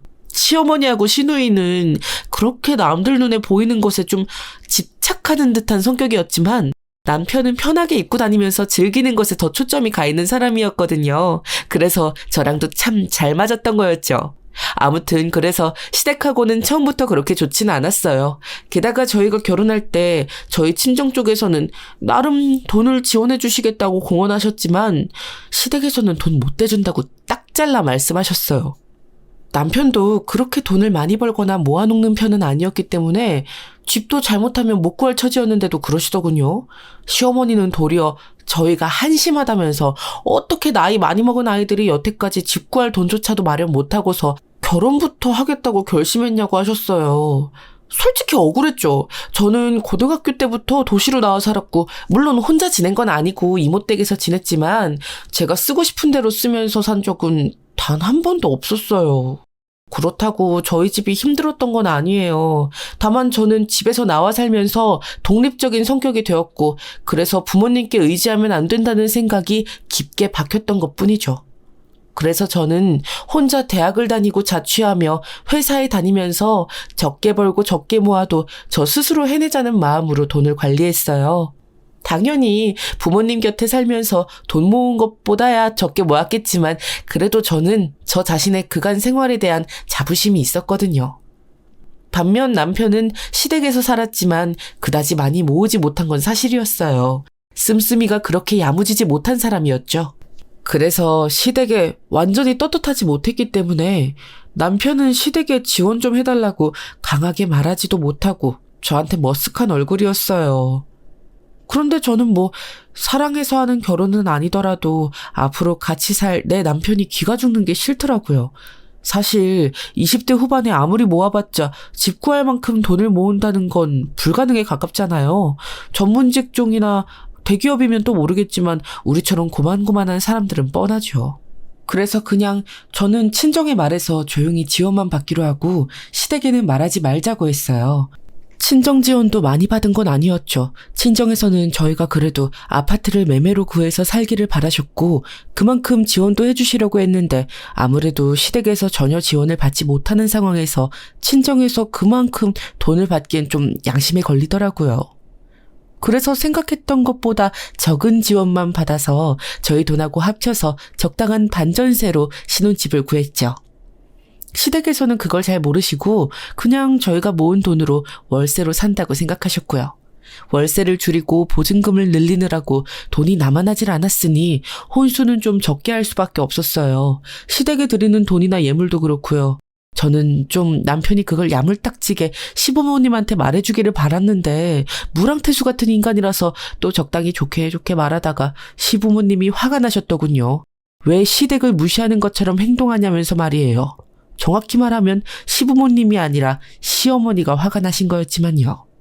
그런데 저는 골치 아픈 일에 입을 대기도 싫고 그렇다고 친정에서 도와준 걸 자랑하고 싶지도 않아서 그냥 전부 남편한테 맡겨버렸어요. 남편은 중간에서 허둥댔지만 각자 시댁과 친정 일은 알아서 처리하자고 이야기한 이상 자기가 처리해야 할 일이었죠. 남편은 시댁에서 열심히 설득했지만 결국 시어머니는 납득을 못하셨고 그대로 저한테 앙금이 쌓인 채로 감정이 남아버린 거였죠. 게다가 나중에 알고 봤더니 남편은 저희 친정이 시골에 계신 분들이라 서울하고 예의가 달라서 이런 걸 그리 중요하게 여기지 않으신다고 말했던 모양이더라고요. 솔직히 좀 괘씸했어요. 아니 요즘 시대에 무슨 시골하고 서울이 그렇게나 문화가 차이가 난다고 저런 식으로 말하나 싶었죠. 하지만 그 덕분에 시어머니가 그냥저냥 더 이상 문제 삼지 않고 넘어가셨다고 하니까 크게 화를 내진 못했지만요.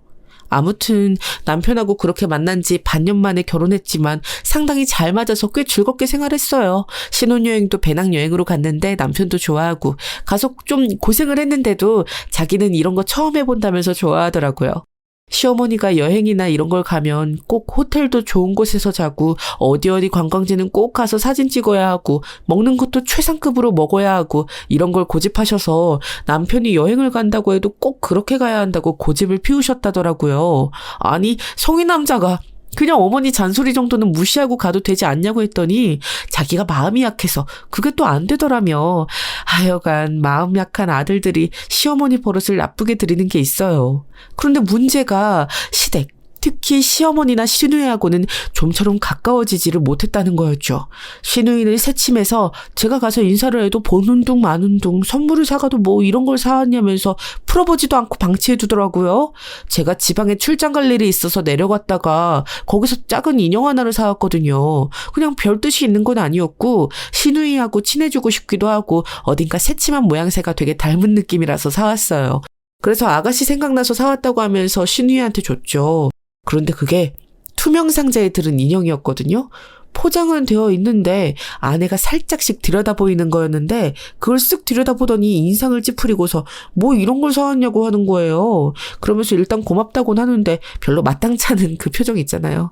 그리고 며칠 뒤에 다시 시댁에 들릴 일이 있어서 갔는데 제가 주었던 그대로 선물이 시댁 신발장 위에 있더라고요. 아예 뭐 손끝 하나도 안 된 상태로요. 솔직히 그게 별일 아닌 것 같아도 되게 마음 상했어요. 아니 제가 그래도 좀 친해져 보겠다고 같이 앞으로 가족으로 잘 살아보자는 뜻이 담긴 의미에서 이것저것 사다 준 게 좀 되거든요. 비단 그 인형뿐만이 아니라요. 하지만 시누이는 그걸 받을 때마다 좀 떨떠름한 얼굴이었는데 지금 이 인형처럼 다 방치해두었을 확률이 높은 거잖아요. 인형 풀어보지도 않고 놔둔 게 운 나쁘게 제 눈에 띄었을 뿐이죠. 그때 어찌나 마음이 상했던지 그 이후로는 시누이한테 뭘 사다 줄 생각이 안 났어요. 신혼 때는 시댁에 2주일에 한 번씩 가서 저녁을 먹고는 했는데 시누이가 같이 앉아서 홈쇼핑을 보던 중에 그러더군요. 나 저런 색은 너무 촌스러워서 싫더라. 니트 방송 중이었는데 좀 쨍한 핑크색이었어요. 그런데 그 색이 그냥 보기엔 촌스러울 수 있어도 입어보면 얼굴 혈색 되게 살거든요. 그리고 결정적으로 제가 시누이한테 하나 사다 줬던 상의 색깔이기도 했고요. 분명히 제가 줬던 선물 저격하는 것 같아서 제 표정이 저도 모르게 굳었는데 시누이가 그러는 거예요. 저거 말고 저런 색이 낫죠. 저거 카키색이나 차라리 검은색. 시누이는 저를 툭툭 치면서 저더러 들으라는 듯이 말하더군요. 솔직히 어이가 없었어요. 그때쯤에는 제가 시누이한테 작게 선물하던 걸 그만둔 지가 몇 달 된 시점이었는데 저한테 저런 옷을 사달라고 하는 것 같아서 말이에요. 아니 자기 입맛에 안 맞는 선물만 했다고 해도 그렇지 그럼 차라리 바라지를 말든가 말이죠. 어찌나 꼴보기 싫던지. 그런데 문제는 이런 태도가 시누이뿐만이 아니라는 거였어요. 뭐 부전자전이라고 하잖아요. 시누이의 그런 성격이 시어머니한테서 정확하게 물려받은 거더라고요. 시어머니는 제가 뭘 어떻게 해도 트집을 잡으면서 못마땅해 하는 게 기본이었어요. 제가 시누이하고 친해지고 싶어서 그렇게 작은 선물들을 생각날 때마다 집어왔는데 솔직히 시어머니한테는 그보다 더했으면 더했지 덜하진 않았거든요. 처음부터 시어머니가 저를 그리 마땅찮게 생각하셨다는 것도 알지만 그래도 제가 평생 같이 살 남편의 어머니니까 잘 지내고 싶었어요.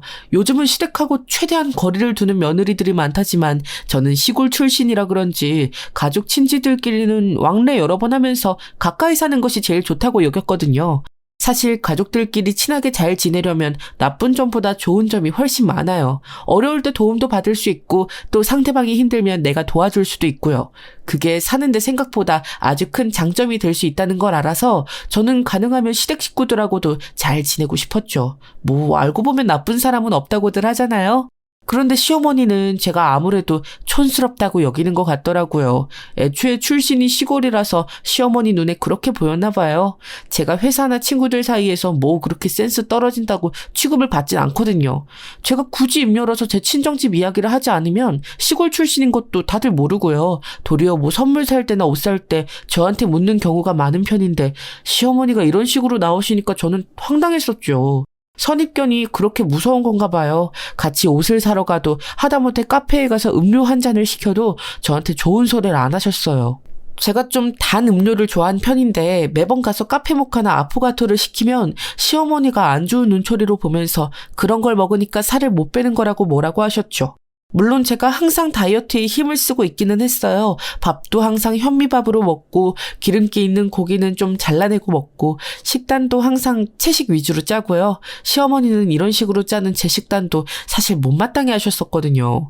남편은 고기를 먹어야 힘이 난다고 시어머니는 자기 아들한테 계속 풀만 먹이는 게 그렇게 싫으셨나 봐요. 사실 채식 위주의 식단이 얼마나 손이 많이 가는지 아마 주부분들은 다 아실 텐데요. 한식과 채식 위주의 식사는 하루 종일 채소를 손질하고 끓이고 다듬고 무쳐야 완성되는 거잖아요.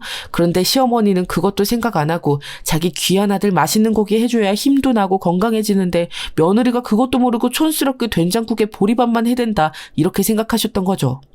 게다가 퉁퉁한 제가 살을 빼느라고 더 그런 식단을 유지하려고 한다고 말한 이후로부터는 아주 제가 다이어트에 목숨 건 애로 보이셨나 봐요. 그런데 그런 며느리가 카페에 갈 때마다 단 음료를 시키니까 그게 못마땅하셨던 거죠. 하지만 평상시에 언제나 채식 위주의 담백한 식단을 유지하고 있기 때문에 카페에 가서 시키는 단 음료 한 잔만 저한테 즐거움이었거든요. 저는 정말로 다른 살찔 만한 음식은 전혀 먹는 게 없었고 딱 며칠에 한 번 카페에 가서 달콤한 음료수를 즐기는 것밖에 없었어요. 그런데 시어머니 모시고 나가서 외출하면 카페에 안 갈 수도 없고 그렇다고 가서 맛없는 아메리카노를 시키자니 그건 너무 싫고 그런데 달콤한 메뉴를 시키면 시어머니가 짜증내면서 뭐라 하시고 이러니까 저도 스트레스가 쌓일 수밖에 없었죠. 그래도 시어머니하고 시간을 보내야겠다고 마음먹고서 모시고 나가는 건데 매번 그런 식이었으니까요. 친정에서는 제가 시집을 간 이후에 무척 못 믿어하셨어요. 물론 제가 집안에서는 아픈 손가락인 것도 있었죠. 공부 잘한다고 워낙 어린 시절에 집에서 떨어져서 이모댁에 가서 학교를 다녔으니까요. 그 이후에도 한 번도 집에 손 벌리지 않고 계속해서 제가 벌어서 살아왔으니 친정에서는 제가 결혼 후에 혹시라도 또 고생문이 열리지 않을지 노심초사하셨어요. 그러면서 참 이것저것 많이 챙겨서 시댁에 보내시려고 노력을 하셨죠. 소를 기르기 때문에 좋은 고기도 포장해서 보내시기도 하고 옆집 과수원에서 과일도 사다가 보내시기도 하고 참 여러 가지였어요. 그런데 제가 정말로 속상했던 건 시어머니가 선물 값어치를 따지면서 이건 좋고 이건 별로고 이걸 너무 적나라하게 말씀하셨던 거였어요. 시어머니가 좋아하셨던 건 딱 한우랑 특등급 과일 정도였는데 그 외에 소소하게 싸서 보내시는 산나물이나 돼지고기 같은 건 쳐다도 안 보시더라고요. 소고기는 자기 아들내미 먹여야 한다고 잘 구워서 내주시고는 했는데 그 외에는 관심도 없이 그냥 냉동실에 처박아 두셨어요. 솔직히 저희 부모님이 고생해서 산지에서 보내주신 건데 그런 식으로 취급하는 걸 보니 딸인 제 속이 어떻겠어요. 물론 남편은 그런 시어머니한테 뒤에서 그러지 마시라고 말은 했던 모양이에요. 그런데 시어머니가 굉장히 성격이 고집스러우신 편이시고 남편은 성격이 좀 부드럽고 약한 편이었거든요. 사실 저하고 만나서 결혼하기 전에는 살짝 마마보이끼가 있을 정도로 좀 시어머니가 싸고 도셨어요. 저하고 만나고 결혼한 후에 그래도 자기 아내 불편한 거 줄여보겠다고 어머니한테 뭐라고 말도 하고 그랬던 거였죠. 그런데 이게 또 시어머니 입장에서는 며느리가 들어오고 나서 아들이 변했다고 생각이 드셨나 봐요. 원래 너무 착하고 고분고분 말 잘 듣던 아들이 며느리 들어왔다고 그새 며느리 편만 들고 어머니인 자기한테 안 좋은 소리를 한다고 무척 화가 나셨던 거였죠. 그런데 그게 뭐 하루 이틀도 아니고 긴 시간에 걸쳐서 쌓이는 종류의 일이라서 저는 그러신 줄도 몰랐어요. 남편이 저한테 대놓고 말하지도 않고 저 모르게 어머님한테만 조심스럽게 그러지 마시라고 말했던 일이라서요. 그리고 사실 남편이 자기 가정 평화 지키려고 노력하는 게 꾸짖을 일은 아니잖아요. 애초에 시어머니 행동이 좀 과한 면도 있으셨고요. 남편은 시누이한테도 좀 저한테 부드럽게 대하라고 뭐라고 했던 모양이었어요. 그랬다가 괜히 시어머니하고 시누이한테 같이 한 소리를 듣기도 했다고 나중에 저한테 털어놓더라고요. 그런데 이제 그러다가 사달이 난 게 시어머니 환갑 때였어요. 저희가 29에 결혼했는데 시어머니 환갑이 결혼 후 2년 뒤쯤이었거든요. 저희 친정집은 아직 부모님이 환갑이 안 되셔서 저는 환갑잔치를 어떻게 치러야 하는지를 잘 몰랐어요. 그리고 솔직히 뭐 지인들도 요즘 환갑 정도는 잔치 같은 거 안 하고 그냥 넘어간다고 정 모하면 가족끼리 모여서 밥이나 한 끼 먹고 치우라고 하더라고요. 그래서 남편한테 그렇게 말했더니 그럼 그러자고 그냥 좋은 레스토랑에서 밥이나 한 끼 먹자고 하면서 그날 저녁에 시어머니한테 말한다고 하더군요. 그런데 이제 그게 난리가 난 거예요. 어떻게 시어머니 환갑인데 제대로 축하할 생각도 안 하고 미리부터 밥 한 끼 먹고 치울 생각부터 하느냐고 분명히 남편 생각이 아니라 제 생각일 거라고 시어머니가 노발대발 하신 거죠. 아니 제가 듣고 온 거긴 하지만 남편하고 합의하에 같이 생각한 거였어요. 당시 저희가 집 때문에 돈도 없고 해서 최대한 다른 비용 들어가는 건 줄여보자고 열심히 노력하던 때였거든요.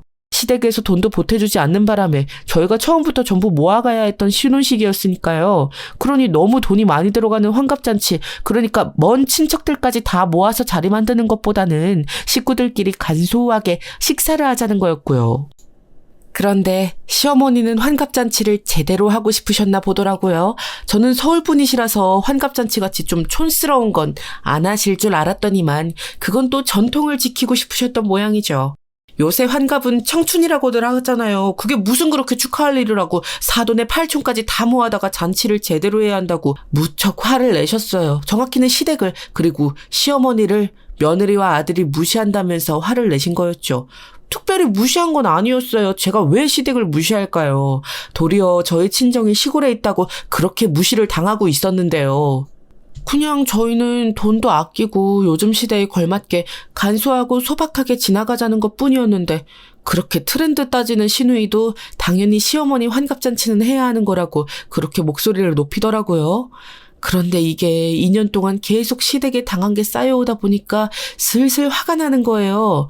이전에도 이미 감정이 좋지 않은 부분이 계속 쌓여왔는데 환갑은 진짜 돈이 많이 들잖아요. 게다가 시어머니가 원하시는 게 기가 막히더라고요. 먼 친척까지 모아다가 호텔 뷔페에서 한 끼 먹자고 하셨으니까요.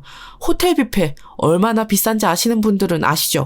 게다가 시어머니가 시누이한테서 들은 것인지 원하시는 호텔 뷔페가 딱 있는데 거기가 1인분에 10만 원이 훌쩍 넘더군요. 아니 한 사람이 음식을 10만 원치 이상 먹을 수 있나요? 아무리 뷔페라도요. 열심히 돈 아껴가며 살아온 저로서는 좀 이해할 수가 없는 발상이었어요. 게다가 먼 친척들까지 초대해서 대접한다면 대체 돈이 얼마가 들지도 모르는 일이잖아요. 그런데 시누이는 돈은 원래 아들이 내는 거다라면서 자기는 쏙 빠지려 하고 있고 시어머니는 계속해서 호텔 뷔페에서 환갑잔치를 열 거라고 주장하시니 제가 기분이 좋으려야 좋을 수가 없는 노릇이었죠. 아직 시어머니 생신은 좀 남은 상태라서 저희는 시어머니를 설득하려고 무척 애를 썼어요. 남편도 처음에는 그냥 너무 원하시니까 해드리지 뭐 하는 태도였다가 구체적으로 가격을 보더니 이건 아니다 싶어서 시어머니한테 다른 곳으로 옮기기라도 하자고 말했어요. 그런데 시어머니는 이미 저희한테 심사가 뒤틀리신 상태라 딱 잘라서 자기는 그 호텔 아니면 싫다면서 돌아 앉으셨고요. 저는 점점 더 화가 나기 시작했고 남편은 그런 저와 시어머니 사이에서 진땀을 흘렸죠. 그 즈음에 저는 친정엄마하고 통화를 많이 했어요. 친정엄마는 저희 시어머니가 그런 성향이라는 걸 아시고서는 무척 걱정이 많으셨죠. 아니 그 양반은 꼭 거기서 환갑잔치를 하셔야겠다니? 요새 누가 60 먹은 걸 기념한다고? 그러게 말이에요. 아, 그래놓고서는 내가 너무 비싸다고 반대하니까 어찌나 미워하시는지 원래도 나 안 좋아했지만 요샌 대놓고 미워요 엄마. 어쩌니 네가 고생이다. 아유 내가 어떻게 해야 네가 예쁨을 받을까. 사실 저희 엄마도 옛날 분이시라서 시댁하고 시어머니한테 며느리가 예쁨을 꼭 받아야 인생이 잘 풀린다고 믿고 계셨어요. 그래서 저 결혼하기 전부터 계속 걱정이 많으셨죠. 뭐 저희 친정이 돈이야 잘 버셨고 모자란 것도 없었지만 세련된 남편과 시댁하고 결혼한 딸이 얼마나 무시당할까, 혹시 미움이라도 받는 것은 아닐까 항상 안즈나 서나 걱정이 많으셨어요. 저는 가능하면 엄마한테 그런 말은 안 하려고 했지만 그때는 너무 속상하고 화가 나서 말을 안 할 수가 없더라고요. 남편한테 털어놓는 것도 한계가 있지 친정엄마한테 말하는 것과는 또 완전히 다르니까요. 친정엄마는 시어머니의 욕심에 혀를 내두르면서도 걱정이 많으셨어요. 어쨌든 시댁 어른이니 사이를 잘 유지해야 며느리인 네가 편한 거라면서요. 하지만 그때쯤 저는 거의 결심을 굳혀가고 있었거든요. 시어머니나 시누이가 계속 이렇게 나온다면 제가 계속해서 애쓴다고 해도 결국 잘 지내기는 힘들 거니 나도 이제 더 이상 노력하지 말아야겠다. 그런 결심이요. 멀리 지낸다고 해도 뭐 모자라거나 아쉬울 것도 없었어요. 도리어 아쉽다면 그쪽이 아쉬웠겠죠. 예, 내가 그러면 뭘 좀 챙겨서 너희 시어머니 생신에 사돈댁에 좀 보내마. 아, 아니야 엄마 그러지 마. 그런 거 하지 마.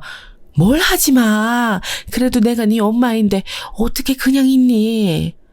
아니, 보내더라도 뭐 고기나 이런 비싼 거 보내지 마. 그 사람들의 입에 들어가는 것도 이제 꼴 보기 싫더라. 그런 말 하는 거 아니야. 못 써. 아무튼 비싼 거 보내지 마세요. 그냥 뭐 김치나 채소나 이런 걸로 보내요. 어쨌든 엄마 입장에서 보자면 사돈 생신이니 뭘 안 보내는 것도 이상하겠다 싶었어요. 그래서 못마땅하지만 비싼 건 하지 말라고, 한우고기 같은 거 일부러 챙기지 말라고 제가 신신당부를 했죠. 저도 이번에는 절대 물러나지 않고 시어머니가 바라는 것을 들어주지 않을 작정이었거든요. 시어머니 환갑잔치를 두고서 거의 한 달은 신경전을 벌인 것 같아요. 갑자기 시어머니한테서 전화가 와서 어디 호텔이 좋다더라 이러고서 느닷없는 이야기를 꺼내시질 않나. 시누이는 메신저로 누구네 어르신 환갑잔치 엄청나게 잘했다는 이야기를 하질 않나. 평상시에는 저하고 이야기도 별로 하고 싶어 하지 않는 사람들이 갑자기 저한테 그런 식으로 이야기를 하더라고요. 속이 너무 빤히 보이기도 하고 그 비용을 전부 저희한테 덤터기 씌우려는 게 징그러워서 절대 호텔 뷔페 예약한다는 말은 하지 않았어요. 뭐 돈 낸다는 사람이 안 하겠다고 버티는데 장사 있나요? 결국 저희 남편하고 저하고 시댁에 가서 시어머니한테 절충안을 내놨어요. 집안 친지들 다 모시는 대신 집에서 모시기로 하고 대신 제가 음식 준비를 하는 것으로요. 물론 돈으로 쓸 것이 몸고생으로 돌아올 것이긴 했는데 그래도 돈 물쓰듯 쓰느니 차라리 그게 낫겠더라고요. 남편은 걱정스러운 얼굴을 하고 있기는 했지만 제가 괜찮다고 했어요. 결국 시어머니 환갑 때 어지간한 집안 어른들 다 모시려고 하니까 한 15분 되더라고요. 그것도 시댁집이 크질 않아서 다 쳐내고 진짜 가깝거나 친한 분들, 중요한 어른들만 모신 거였어요. 제가 그분들 음식을 다 해내느라고 얼마나 힘들었는지 지금 생각하면 다시 절대 못할 것 같아요. 어르신들 15분에 시댁 식구 셋, 저랑 남편까지 해서 20명 음식을 해내는 거 진짜 너무 힘들었어요. 그것도 제가 몰래 밖에서 좀 사온 음식이랑 섞어 해서 그나마 할 수 있었지. 아니었으면 절대 치러내지 못했을 거예요. 시어머니는 절대 음식 사서 하지 말라고, 전부 네가 해야 하는 거라고, 생일상은 원래 정성으로 받아먹는 거라고 그렇게 저를 볶아대셨거든요. 그래서 그렇게 하는 척하고서 잡채는 집으로 배달시켜서 생신날 아침에 집에서 한 척하고 가져갔고 전도 마찬가지였고요. 고기는 마트에서 양념된 걸 사다가 역시 집에서 양념한 것처럼 가지고 가서 시댁 냉장고에 넣어두었다가 구워드렸어요. 그런데도 밥이랑 고깃찜 하는 것만도 너무너무 힘들더라고요. 그런데 제가 이렇게 음식을 해서 생신상을 차려드린다고 하니까 친정엄마가 혀를 차셨어요. 그러시더니 좋은 생각이 났다는 듯이 말씀하시더라고요. 예, 그러면 지금 내가 김치 좀 담갔는데 그거 보내마. 환갑 생신 선물이라고 전해드려. 우리 집 김치 유기농 채소로 담가서 맛은 보장되잖니? 건강한 김치라고 꼭 강조해드리고, 응? 아유, 무슨 그런 걸. 너 맛있는 김치 한 그릇 상에 올라가면 어른들 평가가 달라진단다. 아무 소리 말고 그렇게 해. 친정엄마는 그렇게 말씀하시고서 전화를 끊었어요. 사실 저희 친정엄마 음식 솜씨가 되게 좋으셨거든요. 예전부터 축사랑 밭에서 일하는 일꾼들한테 밥해서 먹이시느라고 솜씨가 엄청 좋아지셨는데, 그래서 손도 크고 넉넉하게 인심도 잘 쓰셨고요. 사실 젊은 주부들이 제일 자신 없어 하는 게 김치잖아요. 김치는 중국산 사서 쓰면 어른들은 또 그 중국산 김치 맛을 기막히게 판별하시더라고요. 그래서 고민이었는데 엄마가 아예 김치를 담궈서 시댁으로 보내주신다고 하니까 한결 마음을 내려놓을 수 있었죠. 그런데 시어머니 생신 전날까지 보내주신다던 김치가 안 오는 거예요. 택배가 중간에 꼬였는지 늦어진다고 하더라고요. 결국 저는 울며 겨자 먹기로 제가 엉망으로 담근 김치를 시어머니 환갑 잔치상에 올려놓을 수밖에 없었는데, 시어머니는 예상대로 김치 맛을 보시더니 저를 못마땅하게 쳐다보시더군요. 별 수 있나요? 솜씨 없는 며느리한테 직접 상 차려내라고 성화를 부렸던 탓이죠 뭐. 집안 친지들 15분의 시댁 식구 저희 부부까지 모이니까 진짜 넓지 않은 시댁 거실이 깝깝하더라고요. 길게 상을 늘어놓았지만 도저히 저까지 앉을 자리가 나오질 않아서 저랑 남편은 뒤로 빠졌어요. 양쪽에 9명씩 길게 앉아서 먹는데 거기 저희까지 끼니까 답답해서 뭘 어떻게 할 수가 없더라고요. 그런데 한참 식사를 하던 중에 밖에서 벨이 울렸어요. 부엌에서 나머지 음식을 마저 준비하던 제가 급하게 나갔는데 택배 아저씨더라고요. 저는 택배를 받았는데 저희 친정엄마 이름이 써져 있어서 금세 엄마가 보낸 유기농 김치라는 걸 알았죠. 그래서 저는 기쁘게 시어머니에게 택배 박스를 가져갔어요. 어머님, 저희 친정엄마가 환갑 생신 축하드린다고 선물 보내셨어요. 제가 들고 있는 건 스티로폼 박스였으니 당연히 식품류라는 걸 알 수 있었죠. 그래? 선물? 그게 뭐냐? 저희 친정엄마가 담그신 유기농 김치예요. 저한테 미리 보낸다고 말씀하셨거든요. 어머님, 저희 엄마가 담그신 김치 진짜 맛있어요. 게다가 유기농 채소로 담근 거라 몸에도 좋고요. 주변에 앉은 어른들이 웃으면서 빨리 열어서 맛보자고 궁금하다고 소란스러워졌어요. 다들 좋아하시는 것 같아 기쁘게 택배를 열려고 하는데 시어머니가 갑자기 얼굴을 싹 굳히시더군요. 뭐? 김치? 아니, 환갑 선물로 김치를 보냈다고? 네, 어머님. 이거 맛있어요, 정말. 저희 엄마랑 저랑은 솜씨가 완전 달라서. 갑자기 시어머니의 안색이 확 굳어서 달라져서 저는 좀 놀랐었죠. 시어머니는 아직 열지도 않은 택배 박스를 노려보시더니 제 손을 확 쳐내셨어요. 아니, 환갑 선물로 김치를 보내는 경우가 어디 있어? 이게 대체 무슨 예의 범절이냐? 아니요, 어머님, 그게 열어볼 것도 없다. 갖다 버려. 시어머니가 화를 내면서 하시는 말씀에 머리가 어지라더군요. 심지어 곁에 어른들이 그렇게 많은데 말이에요. 친척들도 뭔가 이상하다고 여겼는지 시어머니한테 그러지 말라면서 말리기 시작했어요. 하지만 시어머니는 화를 내면서 대체 나를 얼마나 우습게 보면 이런 식으로 김치를 환갑 선물이라면서 보내냐고 당장 갖다 버리라고 펄펄 뛰셨죠. 여태까지 제가 마련한 음식 잘 받아먹고 있었으면서 이번에는 환갑 선물로 음식을 줬다고 이렇게 화를 내다니 너무 황당했어요. 제가 말도 못하고 굳어서 있는데 시어머니가 결국 다시 한번 내다 버리라고 소리를 지르셨고 시누이가 제 손에서 택배 박스를 뺏어다가 밖으로 나가버렸죠. 그러고서 10여 분 뒤에 손을 털면서 들어와 버리더라고요. 시댁 아파트는 어차피 돈 내고 분리수거를 안 해도 되는 단지라서 그냥 대놓고 통째로 버리고 온 게 분명했어요. 어찌나 눈물이 나던지요. 저희 친정엄마가 애써서 담근 김치를 아예 열어보지도 않고 버려버리고 심지어 이 많은 시가 어른들 앞에서 저하고 저희 엄마를 이런 식으로 무시하고 면박을 주는 건 진짜 못할 짓이잖아요. 제가 얼굴이 굳어서 어쩔 줄 모르다가 부엌으로 들어가 버리니 남편도 쩔쩔매다가 제 뒤를 따라 들어오더라고요. 그런데 시어머니는 정말 별일 아니라는 듯이 다시 웃으면서 이야기를 시작했고 눈치 보던 시가 어른들도 그냥 그 분위기에 맞춰주기 시작했어요. 정말 눈물을 멈출 수가 없었어요. 대체 내가 왜 이런 수모를 당해야 하나, 이런 집에 심지어 저런 시모 밑에 들어와서 이런 식으로 살아야 하나 싶어서요. 동시에 후회도 되었죠. 애초에 호텔에서 환갑잔치 안 연다고 할 때 아예 환갑잔치 자체를 무시해버릴 걸 싶어서요. 시어머니는 저는 신경도 쓰지 않은 채로 계속 친지분들과 이야기를 나누시더라고요. 시누이가 음식 모자라다면서 부엌으로 들어와서 한구석에서 우는 저와 위로하는 남편을 봤지만 별다른 말도 없이 잡채만 큰 그릇으로 2개를 퍼가더군요. 정말 저 사람들한테 나는 뭐 아무것도 아닌가? 난 나름대로 가족으로 잘 지내려고 그렇게 노력을 했는데 진짜 그건 아무것도 아니었구나 싶은 게 제일 상처가 컸어요. 게다가 저희 친정엄마가 무슨 잘못을 했다고 일껏해서 보낸 김치까지 택배 상자를 뜯지도 않은 채로 내다버려야 하나요? 무슨 이유로요? 아무리 선물한 거지만 그렇다고 선물한 사람 성의를 이렇게까지 무시해도 되는 건 아니잖아요. 내가 이따가 끝나고 어머니한테 말 좀 할게. 이건 정말 좀... 남편은 저를 토닥거리면서 위로의 말을 해주었지만 남편이 얼마나 마음이 약한지 아는 저는 크게 기대는 안 되더라고요. 시어머니나 시누이도 그 점을 잘 알고 있었고요. 밖에서는 시어머니가 큰 소리로 말하는 소리가 들려왔는데 다른 집에서 받은 환갑 선물하고 용돈에 대해서 떠들고 있더군요. 그러다가 누가 옆에서 조금 전 그거 갖다 버린 건 너무 심하지 않았냐고 물었는지 곧 당당하게 그런 거 아니다. 환갑에 김치를 선물로 주는 사람이 잘못한 거다. 너무 무례해서 내일 전화해서 따질 거다 등 아주 저 들으라는 식으로 말하고 있더라고요.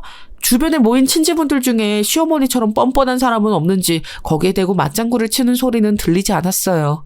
친지들이 모임을 가지는 동안 저는 부엌에서 나가지 않고 그냥 구석에 있었죠. 다행인 건 그래도 남편은 제 곁에 있어줬다는 거였어요. 중간중간 남편이 그냥 집에 가지 않겠냐고 권했지만 모임이 끝나고 나서 제가 직접 시어머니를 들이받고 싶어서 그냥 있겠다고 했죠. 그런데 거의 9시쯤 되었는데 벨이 울리더라고요. 차마 그것까지 저를 시킬 수는 없었던지 시누이가 일어나서 누구냐고 현관으로 나갔는데 경비 아저씨 목소리가 들렸어요. 저 택배 박스 바깥에 이댁 주소가 써 있어서요. 그거요? 버리는 거였는데 안 가져오셔도 되는데요. 그냥 분리수거만 해주시면 되세요. 제가 그러려고 택배 박스를 열었는데 안엔 너무 비싼 게 들어있어서 놀라서 가져왔습니다. 이 댁에서 안 내용물을 잘못하시고 버리신 것 같아서요. 경비 아저씨의 말에 저도 모르게 부엌 밖으로 나가서 슬그머니 시누이 뒤로 가서 경비 아저씨 손을 바라봤어요. 아저씨는 박스를 연 채로 시누이에게 넘겨주면서 이렇게 말하더군요. 김치 위에 편지 같은 거랑 이거 황금 두꺼비가 있더라고요. 이거 제법 묵직해서 한 500~600만 원 이상은 될 것 같은데요. 이거 들은지 모르고 버리신 거죠? 큰일 날 뻔했습니다. 경비 아저씨는 사람 좋게 웃으셨어요. 시누이는 깜짝 놀라서 박스 안에 손을 넣어서 황금 두꺼비를 만져보았고 그 무게에 놀란 듯이 눈을 껌뻑거렸죠. 뒤에서 시어머니도 놀라서 허둥지둥 달려와 시누이 손에서 황금 두꺼비를 받아들고서는 손으로 무게를 가늠해보더군요. 저는 눈물이 완전히 말라붙은 얼굴로 빤히 황금 두꺼비를 보다가 시어머니와 시누이 얼굴을 번갈아 봤어요. 그리고 뒤에서 남편이 다가오더군요. 친척 어른들도 놀라서 그게 뭐냐고 버려서 잃어버렸으면은 큰일 날 뻔했다면서 시끄러웠고요. 시어머니는 이렇게 사람들 앞에서 고스란히 자기 심술과 우리 친정엄마의 성의가 드러나니 창피하기는 한지 얼굴이 시뻘개지더라고요. 친척 어른들이 뒤에서 수군거리는 소리도 적나라하게 들리고 시어머니와 시누이가 민망해서 어쩔 줄 몰라 하는 모습이 가관이었어요. 제가 정말 할 말을 잃고서 두 사람을 쳐다보고 있으려니 뒤에서 다가온 남편이 저의 어깨를 감싸 안고서 시어머니 손에서 황금 두꺼비를 가져가더군요. 어머니, 이거 어떻게 하실 건가요? 장모님이 수백만 원 되는 선물을 주셨는데 그걸 상자도 안 열어보고 버리신 거잖아요. 남편은 침착한 목소리였지만 화가 많이 난 것 같더군요. 평상시 절대 화를 내지 않고 마음도 약한 남편으로서는 무척 드문 일이었어요. 시어머니도 당황했는지 대답을 하지 못하고 우물댔고 시누이만 간신히 대답했죠. 우린 몰랐지. 알았으면 절대 안 버렸지. 그냥 김치인 줄로만 알고. 김치여도 버리면 안 되지. 보내주신 성의를 봐서라도 열어서 맛있게 먹고 감사 인사 해야 하는 거 아니야? 대체 무슨 생각이셨는지 모르겠어요, 어머니. 저는 오늘 정말 많이 실망이네요. 남편은 차분하게 시어머니에게 말했지만 그 안에 숨겨져 있는 화를 느낄 수 있었어요. 저는 화도 내기 힘들 정도로 온몸에 힘이 다 빠진 상태라서 남편이 그렇게 말해주는 것이 정말 너무 고맙더라고요. 여태까지 제 편인지 아닌지 사실 아리까리했던 남편이 확실하게 제 옆에 서 있어주니까 그거 자체가 너무너무 큰 힘이 되었어요. 시어머니는 믿었던 아들한테 이런 말을 들으니 더욱이나 당황스러운 듯 아무 말도 하지 못하고 있더군요. 그러고 나서 남편은 택배 상자까지 자기가 들고서는 저를 데리고서 시댁을 나왔죠. 집에 왔는데 더 이상 눈물도 안 나더군요. 남편은 그날 밤 제 곁에 붙어서 계속 위로해 주었고 그래도 그 덕분에 저는 좀 나아질 수 있었어요. 친정엄마한테 전화해서 사정을 간략하게 설명하고 더 이상 시댁하고 왕래하지 않을 거라고도 말씀드렸죠. 친정엄마는 저희 시댁이 이렇게까지 무례할 줄은 예상하지 못하셨는지 말씀이 없으셨지만 결국 알겠다고 대답하시고서는 전화를 끊으셨어요. 그 이후에 시댁에서 시어머니한테서 연락이 오긴 했어요. 택배권은 미안하다면서도 자기가 김치인 줄 알고 그랬다고, 안에 황금 두꺼비같이 귀한 물건이 선물로 들어있을 줄은 몰랐다고 하더군요. 김치라면 그냥 열어보지도 않고 버려도 되는 건지? 참 어이가 없었어요. 그러면서 사돈댁 성의를 몰라봐서 미안하다. 그러니까 황금 두꺼비 가지고 시댁 와서 서로 감정 풀자면서 저한테 말씀하시더군요. 정확히 말하면 감정을 푸는 게 아니라 시어머니가 저한테 100배 사과를 해야 하는 거겠죠. 하지만 시어머니는 아직까지도 뭐가 문제인지 모르는 것 같아요. 자기는 정당하게 버렸는데 재수없게 사람들 많은 곳에서 걸렸다 싶겠죠. 버릇없는 며느리가 그걸 빌미로 착한 아들 꿰어내어 엄해하고 등 돌리게 만들었다고 얼마나 뒤에서 욕을 하고 있겠어요. 그 이후에 남편은 아예 시댁을 들여다보지도 않았어요. 나중에 이야기를 들어보니 남편도 시댁의 행동에 아주 짜증이 나고 있었다고 하더라고요. 워낙 성격이 세지 않고 평상시에는 좀 우유부단한 사람이다 보니 나서서 이야기는 하지 않았는데 더 이상 견디기가 힘들 정도였다고 털어놓더군요. 그래서 저한테 하는 행동을 보고 나니 그날 이후로는 아예 얼굴도 보기 싫다고요. 저야 뭐 시댁하고 아예 안 보고 살고 있으니 이보다 편할 수는 없어요. 그 황금 두꺼비는 꽤 값이 나가서 수백만 원 하는 거였는데 친정엄마는 자기는 필요 없다고 그냥 너희가 가지고 있다가 비상금으로 쓰라고 하시더군요. 그래서 지금 황금 두꺼비는 저희 집에 고이 모셔서 있어요. 시어머니와 시누이는 여전히 자기들이 잘못하지 않았다고 생각하지만 그래도 남편이 제 편이라서 그나마 시댁 소나귀에서 벗어난 기분이기는 해요. 징그러울 정도로 저한테 박하게 굴더니만 결국 아들과 오빠를 아예 잃어버린 셈이 되었네요. 속이 시원하면서도 한편으로는 더 심하게 갚아주지 못한 게 아쉽기는 해요. 친지들 앞에서 그렇게 망신을 당했으니 좀 낫긴 하지만요. 제 사연은 여기까지입니다. 들어주셔서 감사해요.